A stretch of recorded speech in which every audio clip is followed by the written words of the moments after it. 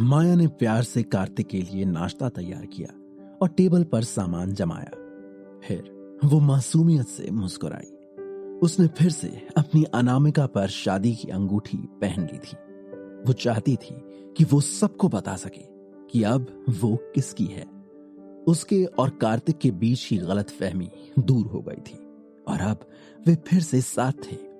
लेकिन उसने कार्तिक का दिल भी दुखाया था, इसलिए अब उसकी उससे कुछ भी मांगने की हिम्मत नहीं हो रही थी।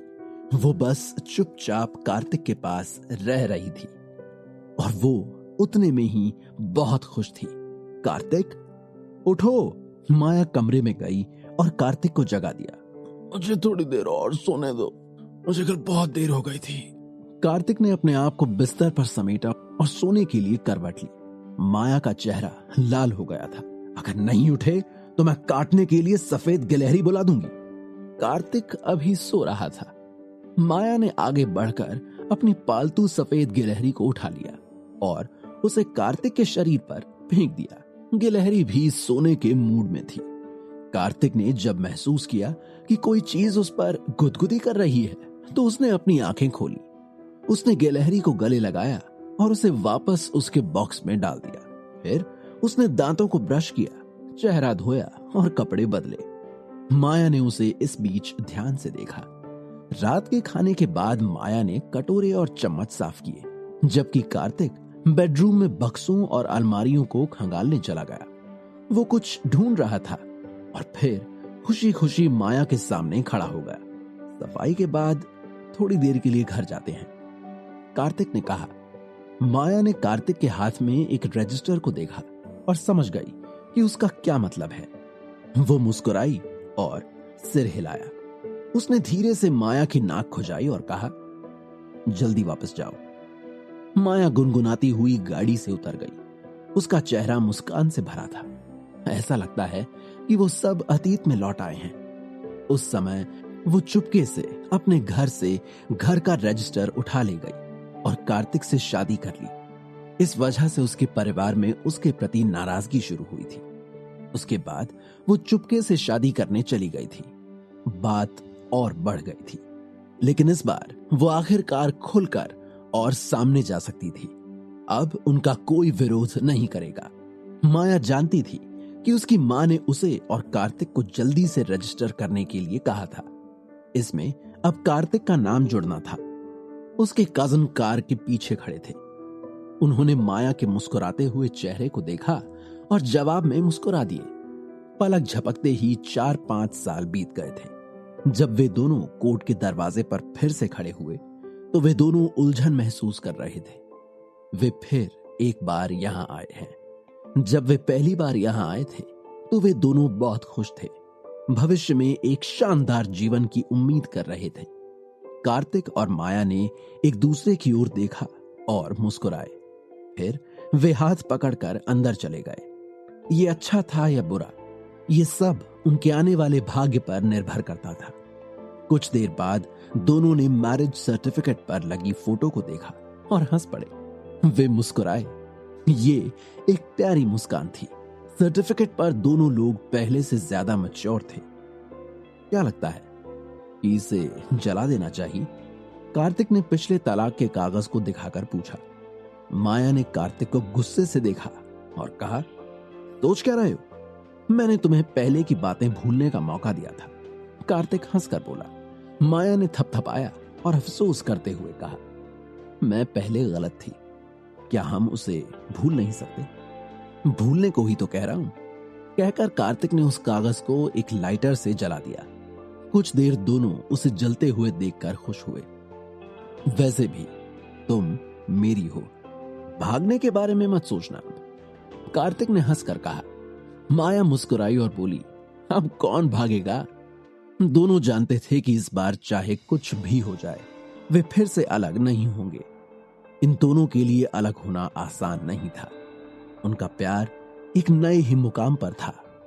कोर्ट से बाहर निकलते हुए उन दोनों ने हाथ पकड़कर खुशी खुशी इस छोटी सी लाल किताब का आनंद लिया, जो शादी के तोहफे के तौर पर उन्हें मिली थी। इसमें अच्छे जीवन की कामना और संबंध बनाए रखने के लिए अच्छी बातों की लिस्ट थी। इस बीच अनगिनत लोगों और कई ईर्ष्यालु नजरों ने उन पर ध्यान दिया। वे बेहद खूबसूरत जोड़ा थे। कार्तिक और माया परवाह किए बिना कार में बैठकर वहां से निकल गए और उन दोनों की सपनों की दुनिया में चले गए। अगले कुछ दिन कार्तिक और माया गोंद की तरह दिन भर साथ चिपके रहे। वे चाहते थे कि वे एक दिन में 25 घंटे एक साथ बिता सके। वे एक पल के लिए भी अलग नहीं हो सकते थे। फिर एक रात खाने के बाद माया ने मेज समेटी। जब वो रसोई में बर्तन धो रही थी तब कार्तिक ने अचानक पीछे से उसकी पतली कमर पर अपनी बाहें लपेट ली। क्या कर रहे हो? इन कुछ दिनों से तुम बेईमानी कर रहे हो, माया ने गुस्से से कहा। कार्तिक ने माया के कंधे पर सिर रख दिया। उसकी अनोखी खूबसूरती ने उसे मोहित कर लिया।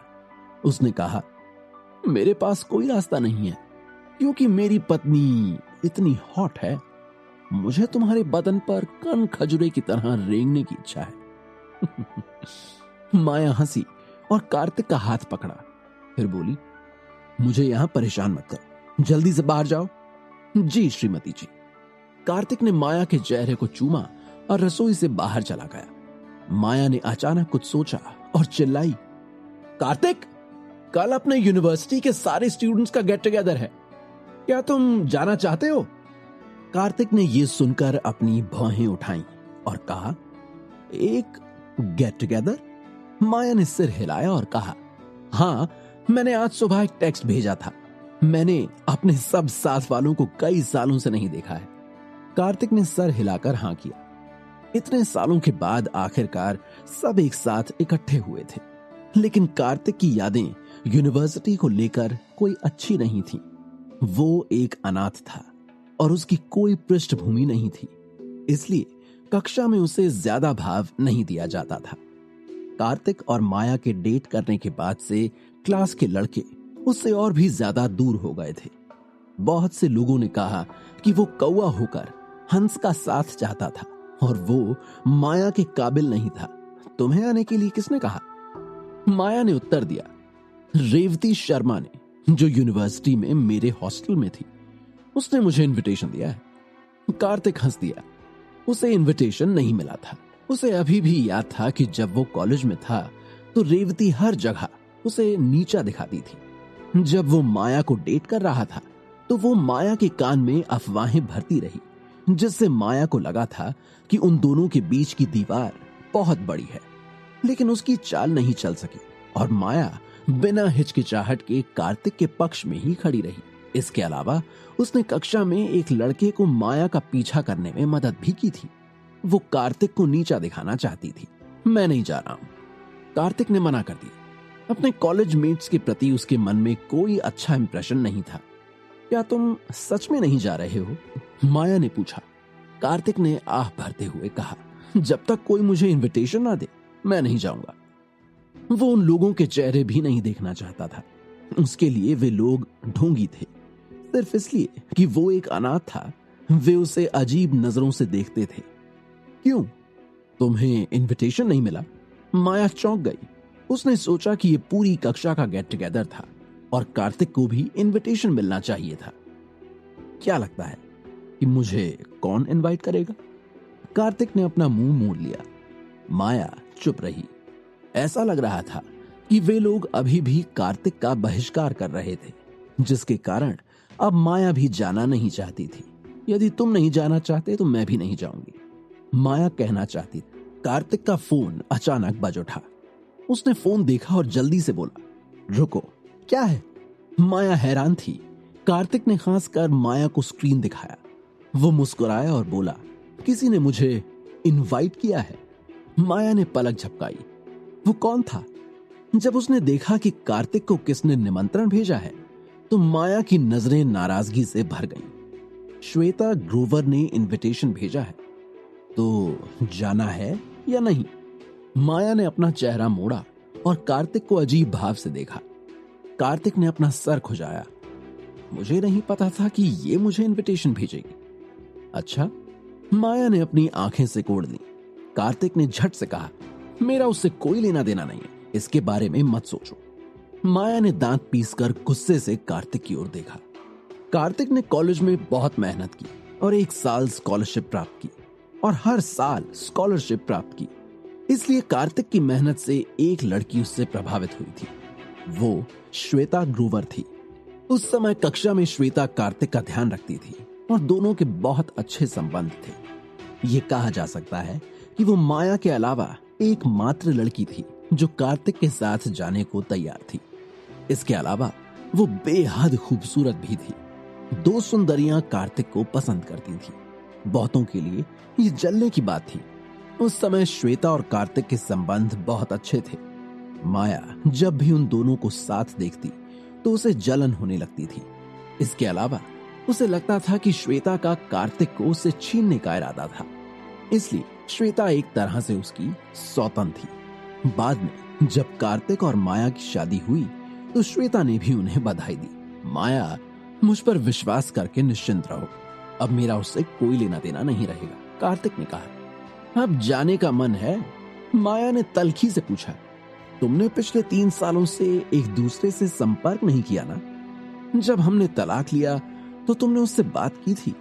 उसके साथ तुम्हारे इतने अच्छे संबंध हैं।